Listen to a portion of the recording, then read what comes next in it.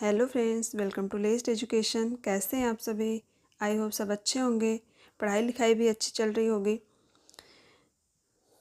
शुरू करते हैं आज की क्लास को। इस टाइम हम लोग खनिज लवण के बारे में स्टडी कर रहे हैं। उसी सिलसिले में आगे बढ़ते हुए हम आज पढ़ने वाले हैं पोटेशियम के बारे में। स्टार्ट करते हैं क्लास को। देखते हैं पहला पॉइंट क्या है पोटेशियम के बारे में। देखिए, पोटेशियम भी हमारे शरीर में सोडियम और कैल्शियम की तरह ही महत्वपूर्ण भूमिका निभाता है। क्या है? पोटेशियम जो होता है वो भी हमारे शरीर में सोडियम और कैल्शियम की तरह ही महत्वपूर्ण भूमिका निभाता है। स्वस्थ व्यक्ति के शरीर में पोटेशियम की मात्रा कितनी होती है? 250 ग्राम होती है। नेक्स्ट पॉइंट बढ़ते हैं। कुछ इंपॉर्टेंट पॉइंट्स हैं, इनको हम सरासर देखते हुए चलते हैं। बहुत ज़्यादा लंबा वीडियो नहीं बनाना है, इस वजह से हम लोग इसको इम्पोर्टेंट पॉइंट को बस पढ़ते हुए चलते हैं और याद करते हुए चलते हैं। देखते हैं नेक्स्ट पॉइंट क्या है। देखिए, इसमें क्या था, स्वस्थ व्यक्ति के शरीर में पोटेशियम की मात्रा कितनी होती है? 250 ग्राम होती है। कुल पोटेशियम का 90% कितना? 90% आरबीसी में और 10% कहाँ होता है? सेल अर्थात कोशिका में होता है। नेक्स्ट पॉइंट है, हम प्रतिदिन 1.5 से 6 ग्राम, कितना? 1.5 से 6 ग्राम तक पोटेशियम ग्रहण करते हैं। कितना ग्रहण करते हैं? 1.5 से 6 ग्राम। पोटेशियम की कुछ मात्रा ऊतकों और कोशिका द्रव्य में भी होती है। किस में होती है? ऊतक और कोशिका द्रव में भी। अब देखते हैं पोटेशियम के कार्य क्या हैं। देखिए, पोटेशियम के कार्य क्या हैं? हृदय गति को नियंत्रित करता है, ग्लाइकोजन के संश्लेषण में सहायक है, कोशिका के पीएच मान को नियंत्रण करने में मदद करता है, शरीर के तरल पदार्थों के संतुलन में भी मदद करता है, नाड़ी तंतुओं की संवेदना व उत्तेजना में भी कार्य करता है, मांसपेशियों को क्रियाशील बनाता है। आगे बढ़ते हैं इसकी कमी से। देखिए जो क्वेश्चन बनते हैं वो खनिज लवण में ज़्यादातर उसकी कमी और अधिकता से बनते हैं। किससे बनते हैं कि इस खनिज तत्व की कमी से कौन सी बीमारी होती है, या फिर यह बीमारी किस खनिज तत्व की कमी से होती है। इसी टाइप का क्वेश्चन ज़्यादातर बनता है। देखते हैं पोटेशियम की कमी से क्या होता है। पोटेशियम की कमी से टैकीकार्डिया क्या हो जाता है? टैकीकार्डिया, जिसे हम क्या कहते हैं? क्षिप्र हृदय कहते हैं। इसमें क्या होता है? हृदय की गति सामान्य से अधिक हो जाती है, अर्थात 100 बार से भी अधिक हो जाती है।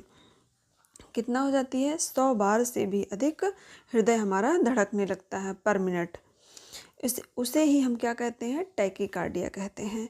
दूसरा क्या है? Familiar periodic paralysis. क्या है? Familiar periodic paralysis.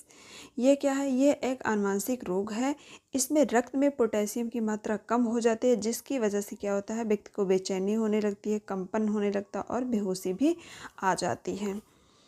तो हम लोगों ने देखा पोटेशियम की कमी से क्या होता है। पोटेशियम की कमी से टैकीकार्डिया हो जाता है, जिसे हम क्षिप्र हृदय भी कहते हैं। इसमें क्या होता है? इसमें हृदय की गति सामान्य से अधिक हो जाती है, अर्थात 100 बार से भी अधिक हो जाती है। दूसरा क्या है? दूसरा है फैमिलियर पीरियोडिक पैरालिसिस। ये क्या है? ये आनुवंशिक रोग है जो पोटेशियम की कमी से होता है। इसमें क्या होती है? व्यक्ति को बेचैनी होने लगती है, कंपन होने लगता है, बेहोशी आ जाती है आदि लक्षण देखने को मिलते हैं। आगे बढ़ते हैं। आगे इसमें पोटेशियम की कमी से क्या होता है? मांसपेशियां कमज़ोर हो जाती हैं। क्या होता है? मांसपेशियां कमज़ोर हो जाती हैं, हृदय संबंधी रोग हो जाते हैं। और देखिए, पोटेशियम की कमी को क्या कहते हैं? तो हाइपोकैलेमिया कहते हैं। क्या कहते हैं? हाइपोकैलेमिया कहते हैं। आगे बढ़ते हैं, देखते हैं पोटेशियम की अधिकता से क्या होता है। तो पोटेशियम की अधिकता को हम पहले तो क्या कहते हैं? हाइपरकैलेमिया कहते हैं।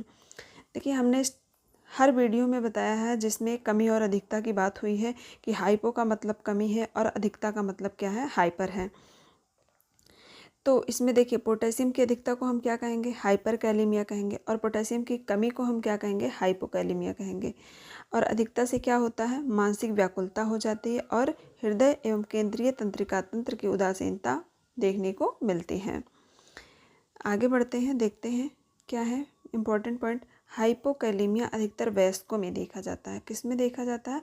वयस्क व्यक्तियों में ज़्यादातर हाइपोकैलेमिया देखने को मिलता है। इसमें क्या होता है? हाथ, पैर, कंधे अधिक प्रभावित होते हैं। जब हाइपोकैलेमिया होता है तो व्यक्ति के क्या होते हैं? हाथ, पैर और कंधे ज़्यादा प्रभावित होते हैं। आगे बढ़ते हैं। देखिए पोटेशियम के स्रोत क्या हैं। तो मिल्क पाउडर है ना, तो मिल्क पाउडर में सबसे ज़्यादा क्या होता है, पोटेशियम पाया जाता है। 1260 मिलीग्राम पर 100 ग्राम मिल्क पाउडर। उड़द की दाल में भी पाया जाता है, अरहर की दाल में पाया जाता है। इसका ये रेंज इंपॉर्टेंट नहीं है ज़्यादा, बस इतना देख लीजिए कि मिल्क पाउडर में सबसे ज़्यादा होता है। उसके बाद उड़द दाल में भी पाया जाता है, अरहर दाल में भी होता है, गेहूँ, पालक, मूली आदि में भी होता है। उत्सर्जन देखिए, उत्सर्जन कैसे होता है। तो देखिए 95% क्या होता है, पोटेशियम का उत्सर्जन मूत्र द्वारा होता है, लेकिन 5% किसके द्वारा होता है, मल के द्वारा होता है। तो यहाँ पे पोटेशियम समाप्त हो जाता है। उसके आगे हम पढ़ेंगे जिंक के बारे में, अर्थात जस्ता के बारे में। जस्ता एक ऐसा खनिज तत्व है जो हमारे बॉडी के लिए आवश्यक है। जैसे सभी खनिज तत्व आवश्यक हैं, उसी प्रकार जस्ता भी हमारे बॉडी के लिए ज़रूरी है। तो देखते हैं जस्ता के बारे में। देखिए जिंक को एंजाइम के रूप में कार्य करता है। क्या करता है, जो जस्ता होता है ये किस रूप में काम करता है, कोएंजाइम के रूप में काम करता है। जिंक के शारीरिक वृद्धि व विकास के साथ साथ प्रजनन में भी महत्वपूर्ण भूमिका निभाता है। क्या है, वृद्धि और विकास के साथ साथ प्रजनन में महत्वपूर्ण भूमिका निभाता है। एक स्वस्थ व्यक्ति के शरीर में 140 से 220 मिलीग्राम जिंक होता है। कितना होता है, एक स्वस्थ व्यक्ति के शरीर में कितना होता है, जिंक 140 से 220 मिलीग्राम। जिंक का लगभग 80 to 90% कितना, 80 to 90% कितना कहाँ होता है, प्रोस्टेट ग्रंथि में होता है तथा त्वचा और अस्थियों में रहता है। कहाँ कहाँ, प्रोस्टेट ग्रंथि, त्वचा और अस्थियों में रहता है। लेकिन जो शेष 10 to 20% भाग बचता है, कहाँ होता है, वृक्क में होता है, पेशियों में होता है, प्लीहा और अग्नाशय में आदि में रहता है। आगे बढ़ते हैं। सामान्य आहार में सामान्य आहार में 10 से 15 मिलीग्राम जिंक पाया जाता है। कितना पाया जाता है, 10 से 15 मिलीग्राम। जिंक आँखों के आइरिस रेटिना में पाया जाता है। कहाँ पाया जाता है, जिंक आँखों की आइरिस रेटिना में भी पाया जाता है। अब इसके कार्य को देख लेते हैं। इसके कार्य जो है इम्पोर्टेंट है। देखिए जिंक का काम क्या है, जिंक का काम है त्वचा का घाव भरने में सहायक है, स्वाद पहचानने में भी सहायक है। स्वाद पहचानने में जिंक की महत्वपूर्ण भूमिका होती है। अगर हमारे बॉडी में जिंक की कमी हो जाती है तो हमें टेस्ट का पता नहीं चलता है, जिसे हम क्या कहते हैं, हाइपोग्यूसिया कहते हैं। आगे बढ़ते हैं। मासिक धर्म के नियमन और नियंत्रण में भी सहायता करता है जिंक। अक्सर लड़कियां, किशोरियां या महिलाएं जो होती हैं, उनको जब मेंस्ट्रुअल साइकिल इरेगुलर हो जाता है तो उसमें जो उनको ट्रीटमेंट दिया जाता है तो उसमें जिंक की भी टैबलेट खाने की सलाह दी जाती है ताकि उनका मेंस्ट्रुअल साइकिल नियंत्रण हो सके। आगे बढ़ते हैं। हड्डियों के निर्माण में भी सहायक है, एंजाइमों की क्रियाशीलता को बनाए रखने में सहायक है, मस्तिष्क के समुचित विकास में भी सहायक है, अंतःस्रावी ग्रंथियों की क्रियाशीलता को बनाए रखने में भी जिंक सहायक है। आगे बढ़ते हैं। देखिए जिंक की कमी से क्या होता है, हाइपोग्यूसिया। मेन पॉइंट यही है याद करने के लिए और एग्जाम में पूछा जाने वाला पॉइंट क्या है, हाइपोग्यूसिया है। जिंक की कमी से क्या हो जाता है, हाइपोग्यूसिया हो जाती है। इसमें क्या होता है, स्वाद तीक्ष्णता कम हो जाती है। आपको स्वाद का, टेस्ट का पता ही नहीं चल पाता अगर आपके बॉडी में जिंक की कमी है तो। लैंगिक परिपक्वता का ना आना, गोनेडोट्रोपिक हार्मोन का स्राव कम हो जाता है, बाल भी झड़ने लगते हैं, बौनापन हो जाता है, त्वचा का घाव होने लगता है। आगे क्या है, सिकल सेल एनीमिया। क्या होता है, सिकल सेल एनीमिया भी हो जाता है। देखिए क्वेश्चन पूछा जाता है, ये सब तो ज़्यादातर नहीं पूछे जाते, पूछा कौन सा जाता है, हाइपोग्यूसिया और sickle cell anaemia. Sickle cell anaemia किसकी कमी से होता है, जिंक की कमी से होता है। हाइपोग्यूसिया क्या है, ये भी जिंक की कमी से होने वाली बीमारी है। तो सिकल सेल एनीमिया में क्या होता है, आरबीसी जो होते हैं, आरबीसी आपके रेड ब्लड सेल्स जो होते हैं वो किस आकार के हो जाते हैं, हाशिए के आकार के हो जाते हैं। इसे ही हम क्या कहते हैं, सिकल सेल एनीमिया कहते हैं। आगे बढ़ते हैं। आगे देखिए जिंक की अधिकता से क्या होता है, तो जिंक की जो जस्ता होता है, जस्ते की अधिकता से तांबे का शोषण बाधित होता है। क्या होता है, जो तांबा होता है, तांबे का शोषण बाधित हो जाता है। यकृत व गुर्दे में लोहे की कमी होने लगती है। शारीरिक विकास बाधित होता है, संतानोत्पत्ति में बाधा होती है। बिल्लियों में जिंक की अधिकता से क्या होता है, अग्नाशय में गांठ बन जाती है, जिसे क्या कहते हैं, फाइब्रोसिस कहते हैं। आगे देखते हैं जिंक की प्राप्ति हमें कहाँ से प्राप्त होती है। तो जिंक हमें हेरिंगस और ओस्टर मछली से प्राप्त होता है। कहाँ से प्राप्त होता है, जिंक हमें हेरिंगस व ओस्टर मछली से प्राप्त होता है।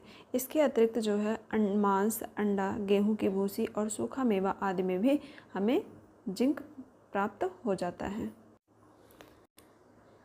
आगे बढ़ते हैं, देखते हैं अवशोषण। अवशोषण देखिए, जिंक का अवशोषण कहाँ होता है, तो जिंक का अवशोषण जो है वो पक्वाशय अर्थात छोटी आंत के डिओडिनम में व इलियम में होता है। कहाँ होता है, छोटी आंत के पक्वाशय और इलियम में होता है। जिंक का केवल 5 से 10% भाग ही अवशोषित हो पाता है, बाकी 90 से 95% जो है वो विसर्जित हो जाता है। देखिए विसर्जन किस माध्यम से होता है, 90% मल के द्वारा होता है, बाकी मूत्र के द्वारा विसर्जन हो जाता है। तो यहाँ पे समाप्त होता है हमारा जिंक। आगे बढ़ते हैं, मैग्नीशियम के बारे में एक नज़र डाल लेते हैं, कुछ जो भी इम्पोर्टेंट चीज़ें हमें मिल जाएं। तो स्टार्ट करते हैं मैग्नीशियम। देखिए इसका पहला पॉइंट क्या है, कैल्शियम, फास्फोरस और सोडियम, पोटेशियम के समान ही मैग्नीशियम भी एक आवश्यक खनिज है। नेक्स्ट पॉइंट है, शरीर की सभी कोशिकाओं व ऊतकों में उपस्थित होता है। एक प्रौढ़ व्यक्ति के शरीर में 20 से 28 ग्राम मैग्नीशियम होता है। कितना होता है, 20 से 28 ग्राम। मैग्नीशियम का काम क्या है, मैग्नीशियम हड्डियों में कार्बोनेट और फास्फेट के रूप में उपस्थित होता है। हड्डियों में किस रूप में होता है, कार्बोनेट और फास्फेट के रूप में। अब इसके कार्य को देख लेते हैं सरासर। देखिए इसके काम क्या है, कैल्शियम फास्फेट के साथ मिलकर हड्डियों का निर्माण करता है। मैग्नीशियम जो है वो कैल्शियम और फास्फेट के साथ मिलकर के हड्डियों का निर्माण करता है। कैल्शियम और फास्फोरस के चयापचय में सहायक है। रक्तचाप को सामान्य बनाए रखने में सहायक है। कैल्शियम सोडियम पोटेशियम के साथ मिलकर हृदय की गति में सहायक है। एंजाइम की क्रियाशीलता को बढ़ाता है। कोशिका के बाहर तरल द्रव्य में पोटेशियम सोडियम कैल्शियम के बीच संतुलन का कार्य करता है। क्या करता है, कोशिका के बाहर तरल द्रव्य के रूप में पोटेशियम सोडियम और कैल्शियम के बीच संतुलन का काम करता है। नेक्स्ट है मांसपेशियों नाड़ी ऊतकों को नियंत्रित करने में सहायक है। ऑक्सीडेटिव फास्फोरिलेशन के कोफैक्टर के लिए भी आवश्यक है। इसमें बहुत ज़्यादा इम्पोर्टेंट कोई चीज़ नहीं है, बस एक नज़र डाल लेते हैं। इसकी कमी से क्या होता है, देखिए सामान्यतः इसकी कमी नहीं देखी जाती, परंतु जो व्यक्ति डायरिया से ग्रसित हो जाते हैं उनमें मैग्नीशियम की कमी देखी जाती है। इसके क्या होते हैं, कमी के लक्षण क्या हैं, शरीर में कपकपी, बेहोशी, मांसपेशियां कमज़ोर, तीव्र दर्द, अवसाद, निराशा अनुभव होता है। आगे बढ़ते हैं, क्या है, कुछ इंपॉर्टेंट पॉइंट हैं। स्वस्थ व्यक्ति के रक्त में 1.6 मिलीग्राम पर 100 ml ऑफ रक्त जो होता है उसमें क्या होता है, मैग्नीशियम होता है। रक्त सीरम में 2 से 3 मिलीग्राम होता है।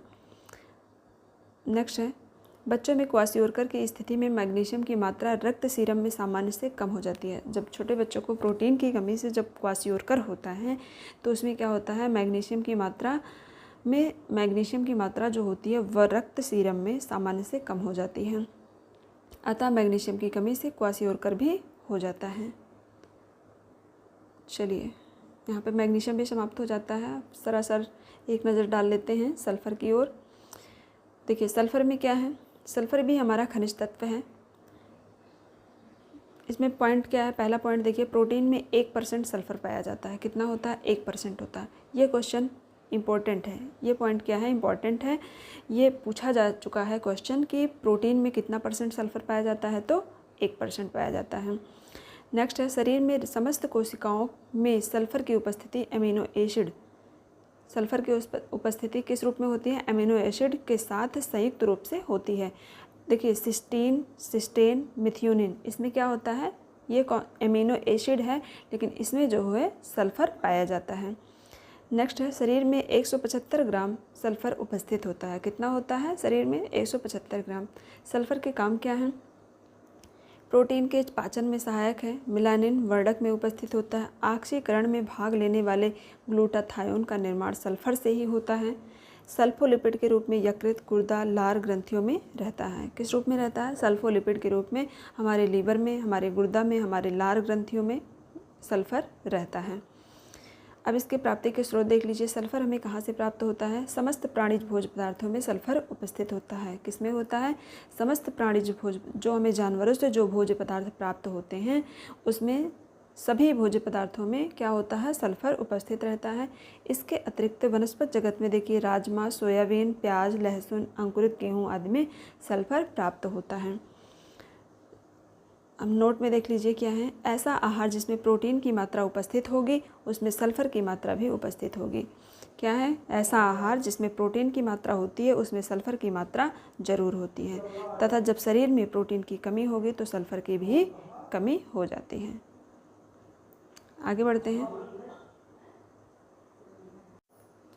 नेक्स्ट देखते हैं तांबा। तांबा क्या है? तांबा भी हमारा खनिज तत्व है। इसके बारे में जान लेते हैं। पहला पॉइंट क्या है? एक वयस्क व्यक्ति के शरीर में 100 से 150 मिलीग्राम तांबा रहता है। कितना रहता है? 100 से 150 मिलीग्राम। देखिए अगला पॉइंट क्या है? हमारे शरीर में तांबा प्रोटीन के साथ मिलकर रहता है। क्या है? हमारे शरीर में जो तांबा होता है वो प्रोटीन के साथ मिलकर रहता है। और कितने रूपों में होता है? 2 रूपों में होता है। पहला कौन सा है? हीमोग्लोबिन। दूसरा क्या है? सेरुलोप्लाज्मिन। 2 रूपों में तांबा जो है हमारे बॉडी में उपस्थित रहता है। पहले किस रूप में? हीमोग्लोबिन के रूप में और सेरुलोप्लाज्मिन के रूप में। जो हीमोग्लोबिन के रूप में होता है वो कहाँ होता है?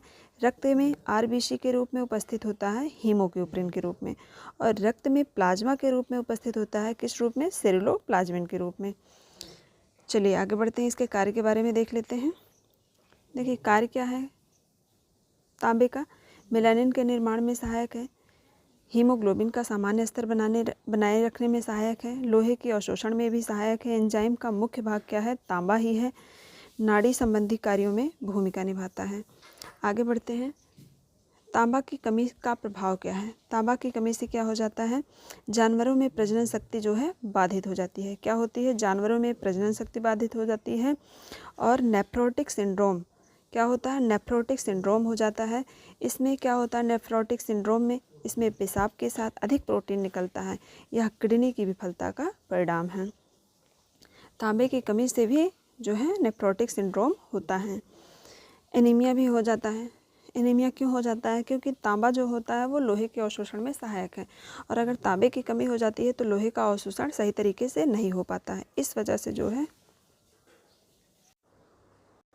तांबे का अवशोषण नहीं हो पाता है। अब देखते हैं तांबे की अधिकता का क्या प्रभाव है।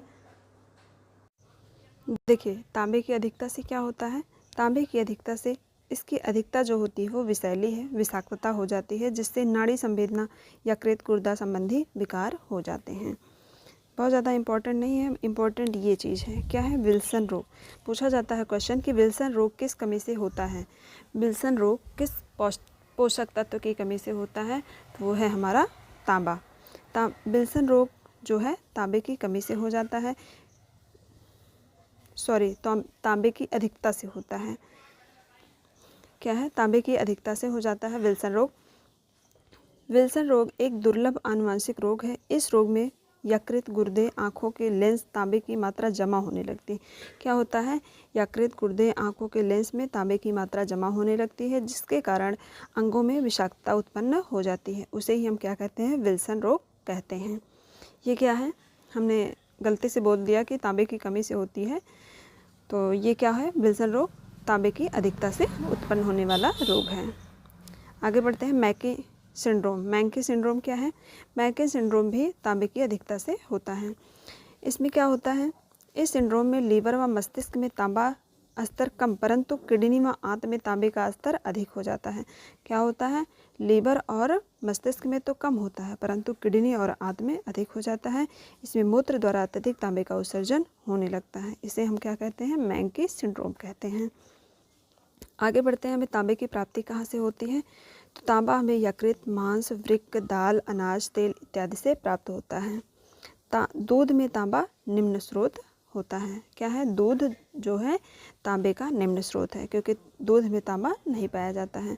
संग्रह इसका कहाँ होता है? यकृत में होता है। अवशोषण छोटी आंत में हो जाता है 3 से 5%। और सर्जन मल के द्वारा होता है। चलिए, यहाँ पे हमारा तांबा भी समाप्त होता है। अब हम पढ़ेंगे क्लोरीन के बारे में, और इसको हम पढ़ेंगे नेक्स्ट वीडियो में। वीडियो अच्छा लगा हो लाइक कर दीजिएगा, चैनल पर नए हैं सब्सक्राइब कर लीजिएगा। कोई क्वेरी हो कमेंट बॉक्स में टाइप कर दीजिएगा। मिलते हैं नेक्स्ट वीडियो में, तब तक के लिए थैंक यू।